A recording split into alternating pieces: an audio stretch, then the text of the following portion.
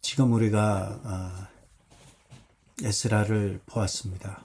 그래서 에스라를 본 김에 포로 기한기에 있었던 에스라와 느헤미야, 지금 이곳을 성경은 읽고 있고, 이것을 본 김에 그 당시에 있었던 학개와 스가랴와 또 말라기와 기타 선지자들 중에 학개를 보려고 합니다. 학개는 오늘과 내일 이틀이면 학개를 다 보게 될 것입니다. 학개는 바벨론의 포로로 끌려갔다가 제1차 포로 기한 때 스룹바벨에 의한 포로 기한이었고요. 이때 스룹바벨과 예수아라고 나왔지만 오늘 성경은 여호수아라고 기록합니다. 여호수아나 예수아는 동일 인물입니다.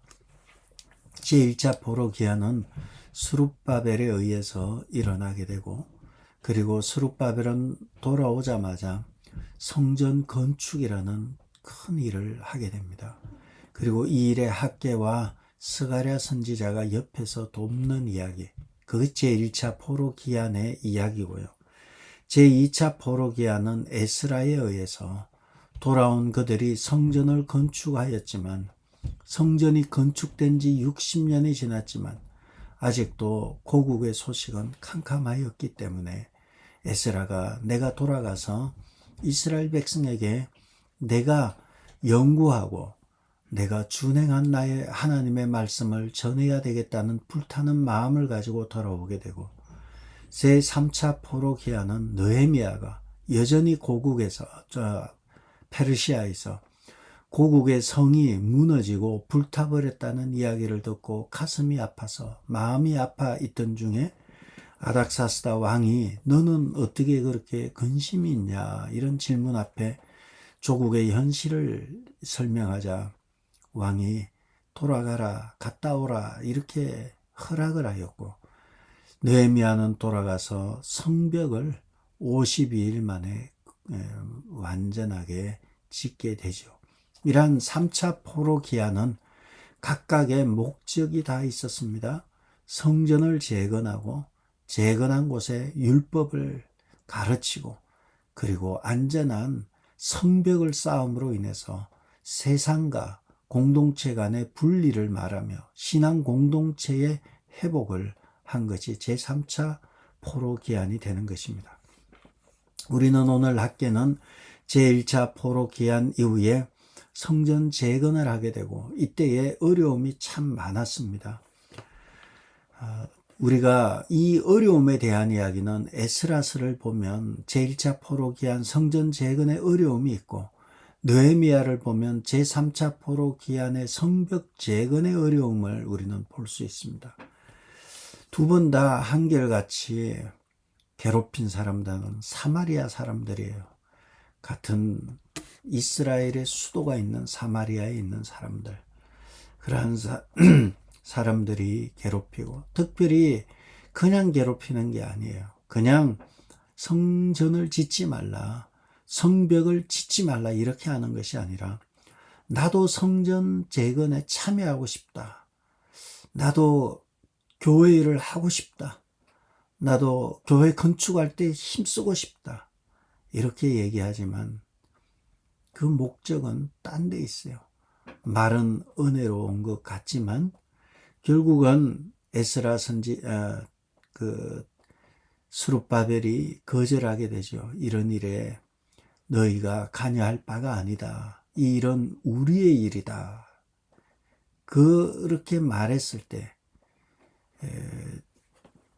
본색을 드러내면서 아주 강하게 반대했던 것을 우리는 알 수 있습니다. 성전 재건이 쉽지 않아요.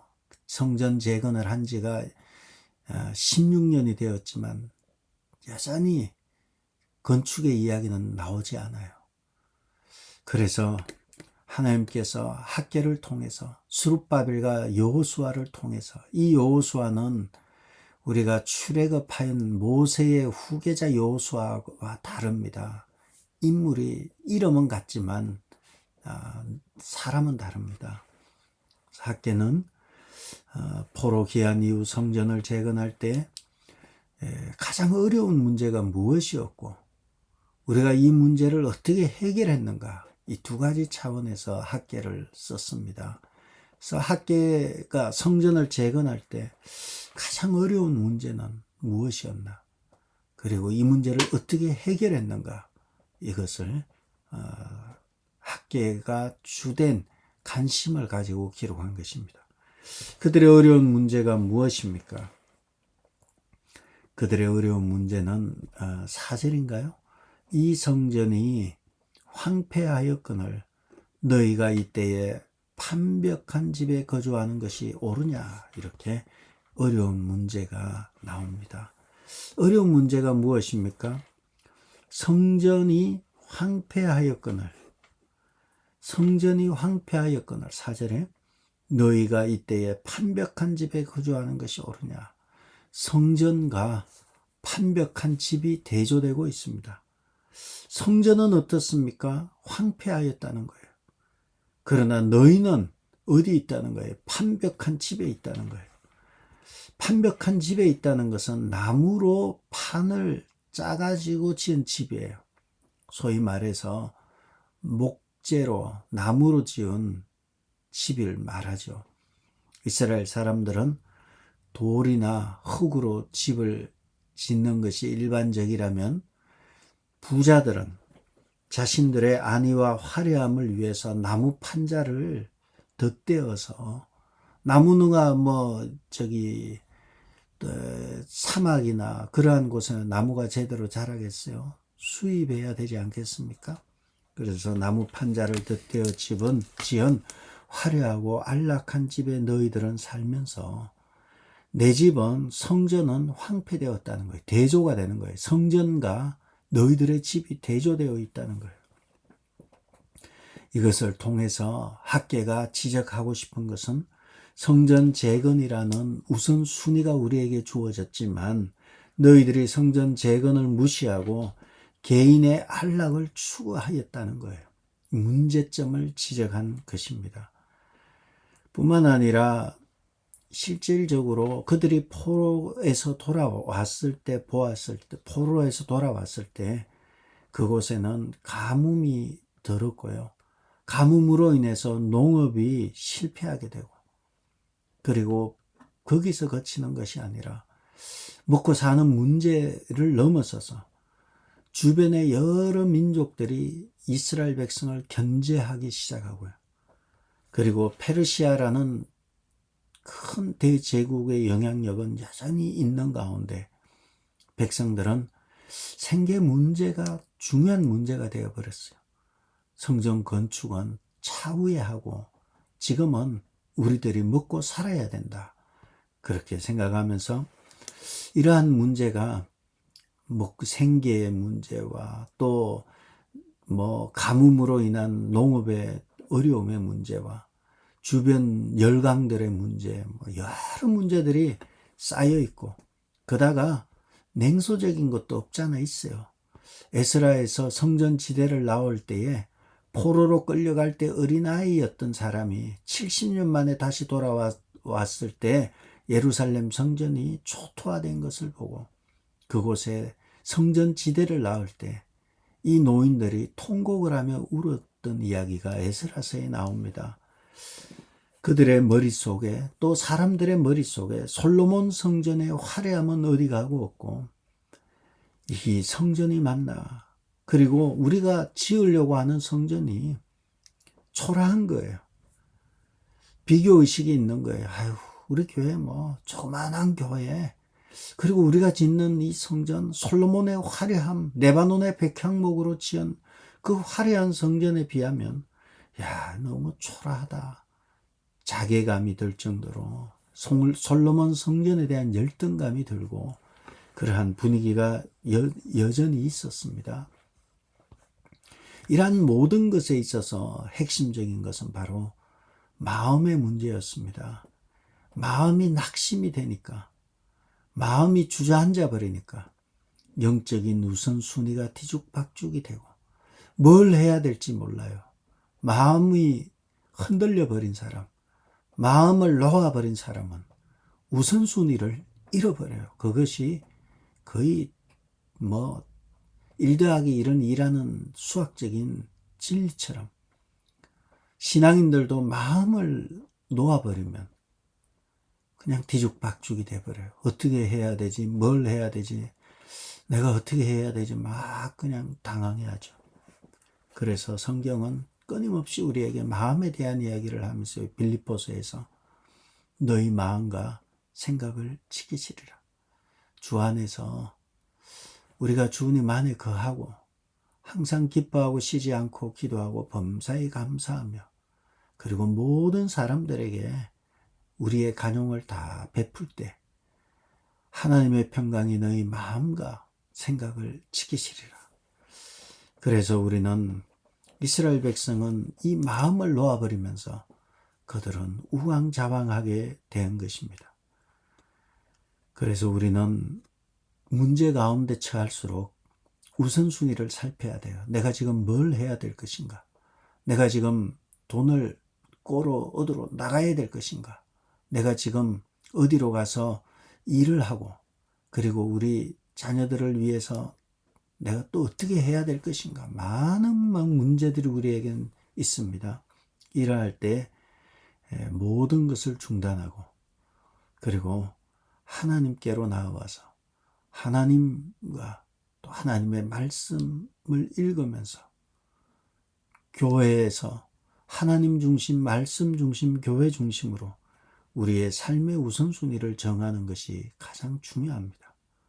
이 우선순위를 제대로 정하지 않을 때 하나님은 이 우선순위를 제일 먼저 바로잡아 주시는 것입니다. 하나님이 바로잡아 주실 때는 너무 고통스러워요. 그래서 이러한 고통이 임하기 전에 미리미리 엎드리고 바로잡는 것이 중요합니다.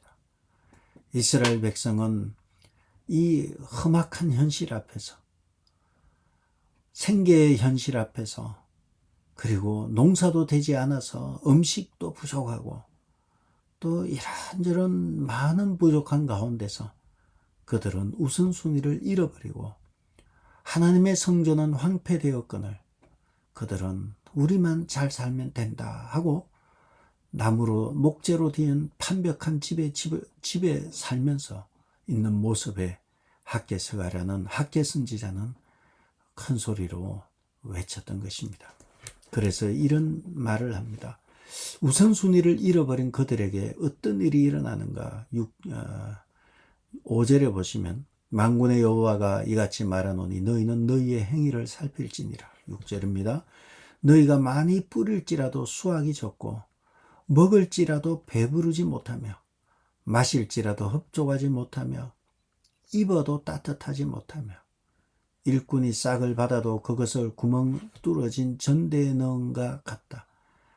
열심히 일꾼이 싹을 받았는데 많이 번 것 같은데 뒤도 뚫려 있는 거예요. 넣자마자 쑥쑥 빠져버리는 거예요. 그래서 주님이 말씀하시는 거예요. 너희는 자기의 행위를 살필지니라.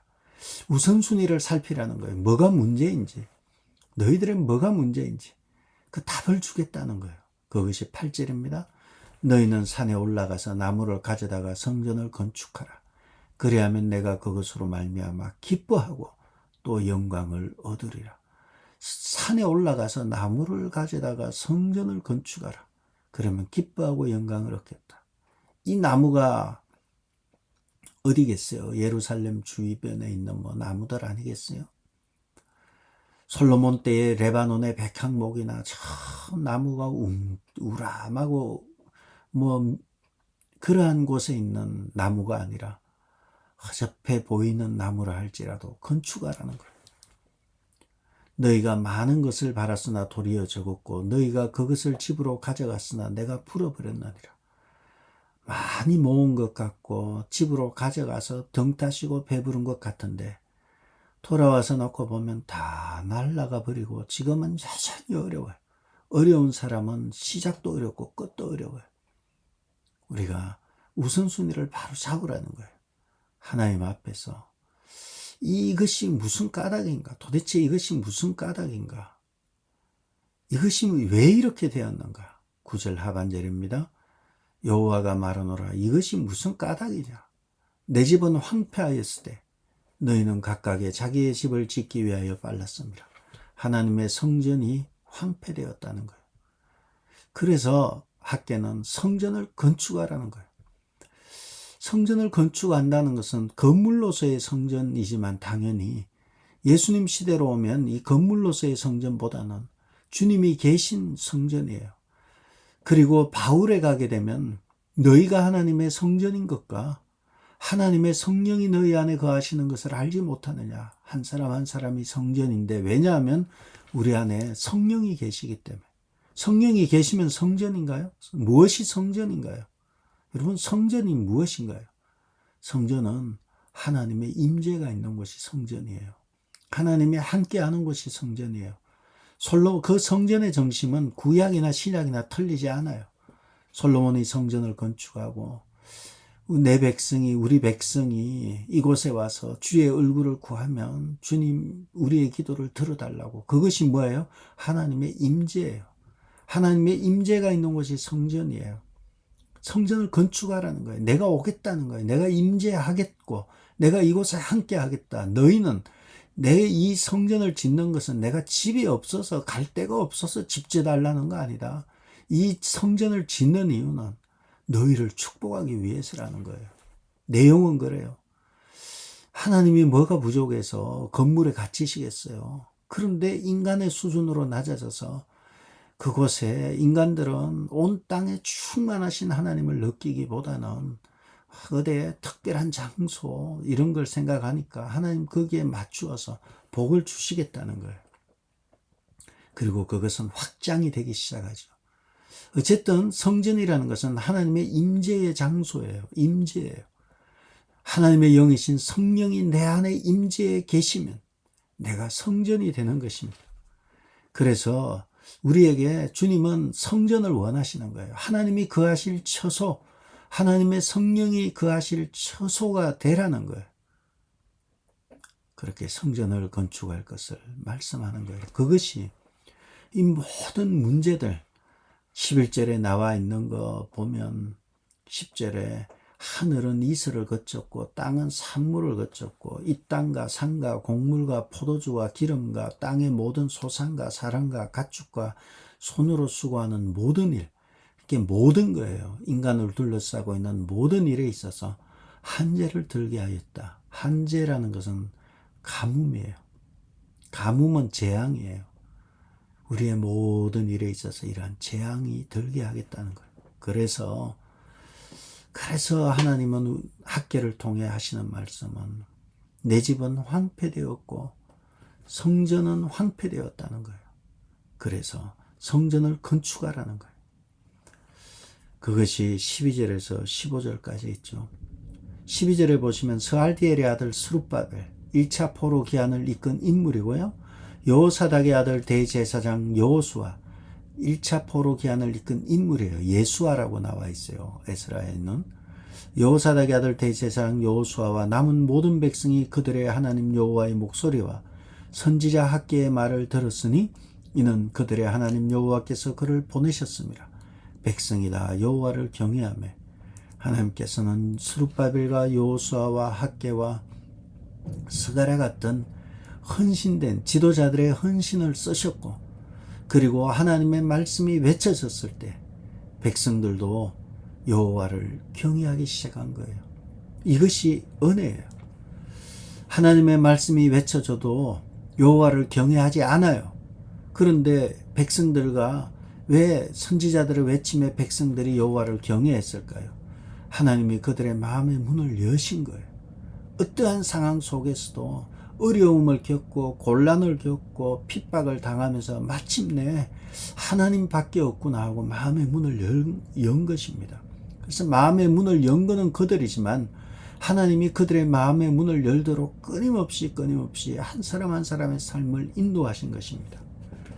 마찬가지로 하나님의 말씀이 들리기 시작하는 것은 그만큼 하나님의 말씀을 받을 시기가 되었다는 것이고 하나님의 말씀이 들린다는 것은 그만큼 축복이에요. 말씀이 들리기 시작하는 거예요. 이스라엘 백성들이 말씀이 들리기 시작하니까 그러면 된 거예요. 그러면 건축이 시작되는 거예요. 백날 외쳐도 듣지 않으면 건축이야. 건축을 할 수가 없어요. 그런데 말씀이 들리는 거예요. 하나님이 들리게 하셨고 사람은 그 말씀이 들리기 시작한 거예요. 저는 하나님이 하시는 말씀이 여러분의 귀에 쏙쏙 들리기를 축복합니다. 들리기 시작하니까 14절에 마지막에 그들이 와서 14절에 여호와께서 스알디엘의 아들 유다 총독 스룹바벨의 마음과 여호사닥의 아들 대제사장 여호수아의 마음과 남은 모든 백성의 마음을 감동시키시매 그들이 와서 만군의 여호와 그들의 하나님 전공사를 하였으니 14절에 보시면 반복되는 단어가 하나가 있어요. 3번 반복됩니다. 반복되는 것이 3번 반복되는 게 있는데 잘 보시기 바랍니다. 스룹바벨의 유다 총독 스룹바벨의 마음이 반복이 되고요. 여호사닥의 아들 대제사장 여호수아의 마음이 반복이 되고요. 남은 모든 백성의 마음을 감동시키는 마음이 또 반복이 돼요. 결국은 마음의 문제예요. 하나님께서 지도자들의 마음과 백성들의 마음에 감동시키시면 누가요? 여호와께서 감동시키셨다는 거예요. 이러면 되는 거예요. 하나님이 감동시키면 되는 거예요.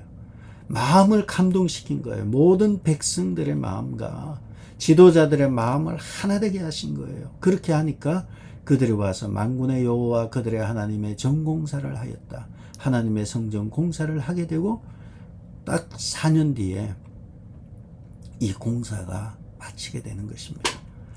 그러므로 하나님께서는 결국은 그 포로 귀한 공동체의 위기는 마음의 위기였어요. 그 마음이 하나님보다는 자기중심적인 마음이었고 하나님보다는 현실과 그리고 지금 내가 겪는 고난과 내가 겪는 어려움에 빠져버렸던 것입니다. 그런데 그들의 마음이 감동된 거예요. 어떻게 해요? 하나님의 말씀이 학계를 통해서 하나님의 말씀이 증거되고 내 집은 황폐되었는데 너희들의 집은 판벽한 집에 사는구나. 하나님의 말씀이 선포될 때에 그 말씀이 들리기 시작하고 그 말씀이 들리기 시작하면서 백성들의 마음이 감동되니까 움직이는 거예요. 상황은 여전히 어려워요. 여전히 가뭄이 있고 여전히 어려움이 있고 여전히 문제는 상존해 있습니다. 그러나 마음이 바뀌어버린 거예요. 마음이 바뀌어버리니까 그들은 움직이기 시작한 것입니다. 그리고 주님께서 또한 약속을 하십니다. 1장 13절에 그때 여호와의 사자 학개가 여호와의 위임을 받아 백성에게 말하여 이르되 여호와가 말하노니 내가 너희와 함께하노라. 하나님께서 함께 하시는 거예요. 내가 너희와 함께 하노라. 임마누엘로 함께 하시는 거예요. 그리고 나서 14절에 마음이 감동이 된 거예요. 하나님이 함께 하시고 하나님의 말씀이 우리의 삶을 지배하며 그리고 하나님이 임마누엘로 내 속에 나와 함께 거주하시고 동행하시면 나는 감동을 받게 돼요. 그래서 환경과 전혀 관계없이 환경을 초월한 여전히 어렵고 여전히 힘들고 왜 이렇게 문제가 많은지 모르는데 신기하게도 하나님이 나와 함께 하시고 하나님의 말씀이 들리기 시작하고 할 때에 하나님의 감동이 임하면서 일을 시작하게 되는 거예요. 그래서 사람의 문제는 결국은 환경의 어려움이 아니라 마음의 침체였어요. 그러므로 하나님의 말씀이 우리에게 들리기 시작할 때, 다시 세워질 때 우리는 회복되기 시작하는 것입니다. 우리의 가장 큰 문제는 환경의 어려움과 그러한 상황의 문제가 아니었고 내 마음의 우선순위가 잘못되었구나. 내 마음이 갈 곳을 잃어버렸구나. 우선순위를 놓치면서부터 시작된 것이죠. 다시 돌아가야 돼요. 잃어버린 곳으로 돌아가서 내가 어디에서 놓쳤는지 그 지점을 찾는 거예요. 그리고 못 찾더라도 지금부터 내가 나의 우선순위를 어디에 둘까? 여러분들은 오늘도 이 새벽에 하루에 가장 눈뜨고 이런 시간 제일 먼저 우리의 우선순위를 말씀에 새벽 예배에 두었고 그리고 통독받는 하나님의 말씀에 두고 중보기도팀은 또 기도하고 이런 우선순위가 바로 되어 있으면 모든 일에 있어서 내 안에 인류의 소망이시고 그리고 진리이신 예수 그리스도가 내 안에 있다면 나는 그의 백성이고 그분은 나의 왕이시고 왕이신 나의 하나님을 높이고 동행하는 사람이라면 비록 광야와 같은 인생을 살아간다 할지라도 우리는 내 안에 계신 주님으로 말미암아 기쁘고 승리하며 살아갈 것입니다. 모든 지각에 뛰어난 하나님의 평강이 그리스도 예수 안에서 너희 마음과 생각을 지키시리라. 하나님의 평강이 지키신다 말하고요. 학개도 2장 9절에 이렇게 얘기합니다. 내가 평강을 주리라. 만군의 여호와의 말이니라. 평강을 주시겠다는 거예요. 어디에? 성전에. 내가 이곳에 평강을 주리라. 하나님을 모신 그곳에 하나님을 나의 주 나의 하나님으로 모신 내가 성전인 여러분에게 하나님이 이곳에 평강을 주리라. 만군의 여호와의 말이니라. 말씀과 같이 우리의 우선순위를 바로잡고 오늘날도 하나님 말씀 교회 중심의 삶을 가지고 바른 우선순위를 가지고 살아간다면 우리의 마음속에 하나님의 평강으로 가득한 복된 하루 되기를 주의 이름으로 축복합니다. 기도하겠습니다. 문제 가운데 해야 될 것은 성전을 재건하는 일이었음을 알았습니다. 문제를 어떻게 해결할 것인가? 하나님의 성전을 재건하는데 하나님이 내 안에 계시고 내가 주님 안에 있으며 주님이 나와 함께하며 나의 주 나의 하나님임을 고백하며 내가 곧 성전이라는 의식을 가지고 살아갈 때 내가 이곳에 평강을 주리라. 여호와의 말씀이니라. 이 축복이 임함을 알았습니다. 하나님과 동행함으로 누리는 한량없는 마음의 평안과 기쁨을 저희들에게 허락하여 주옵소서. 예수님의 이름으로 기도합니다. 아멘. 하늘에 계신 우리 아버지여, 이름이 거룩히 여김을 받으시오며 나라의 마옵시며 뜻이 하늘에서 이룬 것 같이 땅에서도 이루어지이다. 오늘 우리에게 일용할 양식을 주옵시고 우리가 우리에게 죄지은 자를 사하여 준 것 같이 우리 죄를 사하여 주옵시고 우리를 시험에 들게 하지 마옵시고 다만 악에서 구하옵소서. 나라와 근세와 영광이 아버지께 영원히 있사옵나이다. 아멘.